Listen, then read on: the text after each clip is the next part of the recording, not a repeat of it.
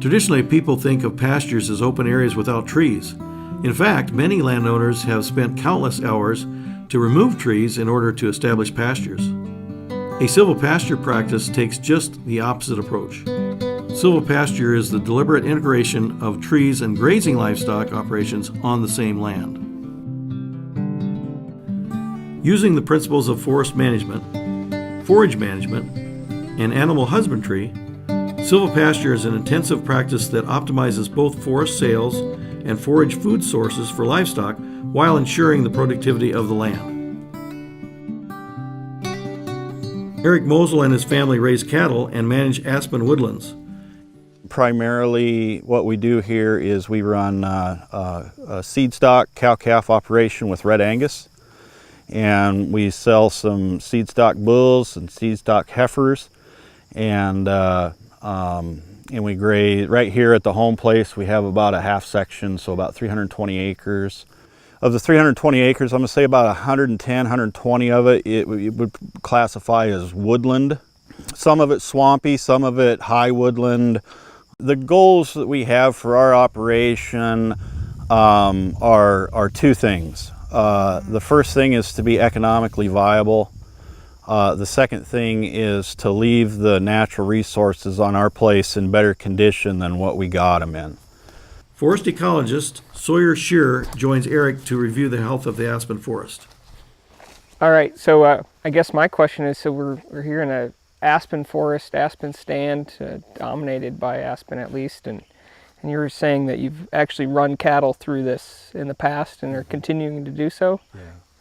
So there's 240s end to end here, so it's 80 acres, and it basically all looks like this, and it's bordered on the south side with swamp. Right. And so what I'll do is this tree line right out here, I'll just bring in a temporary electric fence.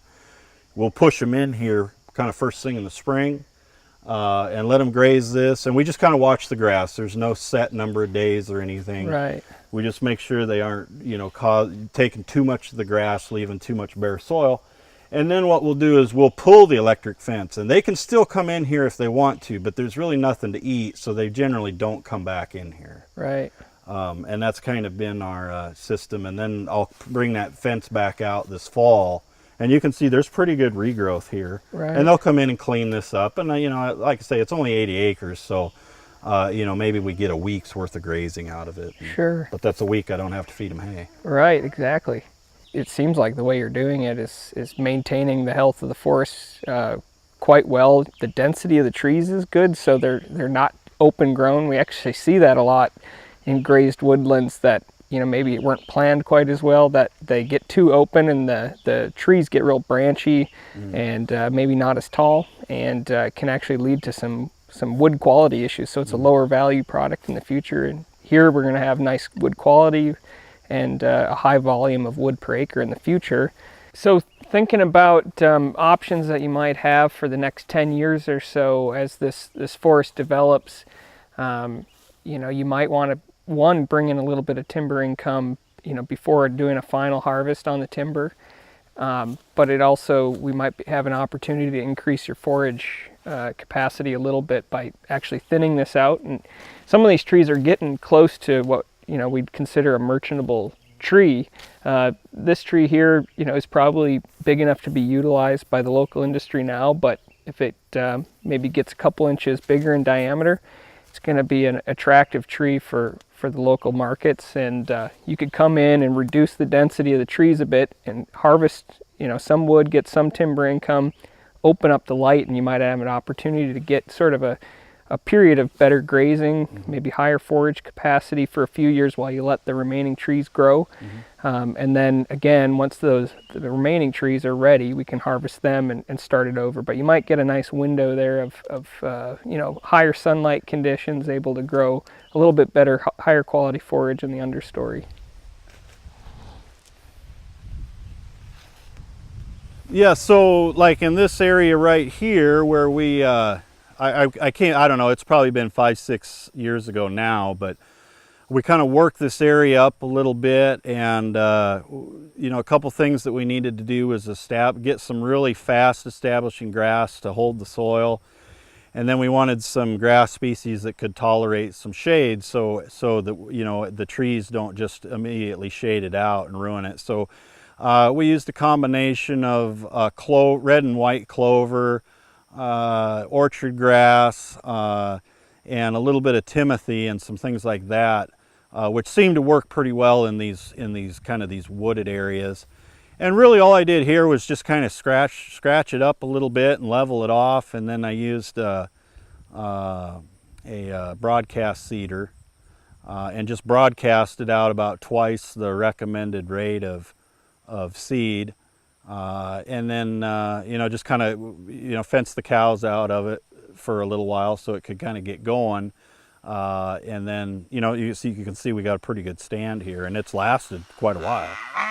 And then some of the more open areas around here, we used a drill and some tillage and things like that. But a lot of those areas will also have some different grass species in it that will be a little bit more adapted to a high sun environment and those types of things. When we talk about like our things with rotational grazing, one of the primary things that we're trying to do is, manage the number of days of grazing that we can get in a year, and then also to manage the forage quality. But we do focus more on days of grazing than worrying about forage quality, because in this part of the country, it's pretty hard to get poor forage quality from a grazing perspective. I mean, the grass is always pretty green, and it's always in pretty good shape. It's more about managing the quantity so they don't run out of it, and then managing the resource so you don't ruin it. Because this, like where we're at right here, is really soft, sandy soil. And so it's pretty easy to get that grass a little bit too short. And then when we get our big rains in the fall or the spring, you can get some pretty significant erosion. And that's really what we're trying to avoid, especially in a lot of the waterways that we have on the place here. We either try to fence the cattle out completely, or at least manage the brush and vegetation, so there's always, so the cows can't remove all the vegetation in those riparian areas, and try and keep those in pretty good shape ecologically so we don't get massive erosion. A big part of the grazing system then, of course, is having access to some of the forested areas, because that's just simply more acreage that we can draw from and get more days of grazing out of. But of course, anytime you put cows up in the brush there, or up in the trees, it's kind of a delicate system, and then it becomes a little bit more of really understanding stocking rates. For example, out here, right where we're standing right here, you probably run a cow for every 2 acres all summer. But when you get back in the trees there, you might be looking at 20 to 30 acres to a cow, because the grass is that thin because it's all shaded out and everything. And so there's some good grazing in there, but you really gotta match the forage that's actually there to how many cows are gonna be in there and for how long. And so it's kind of a whole system, and you gotta manage it pretty tight to make it work very well. But it probably has increased our grazing capacity by 30 or 40%, just being able to use these wooded areas in a proper fashion and not just let the cows in there whenever they want to be in there.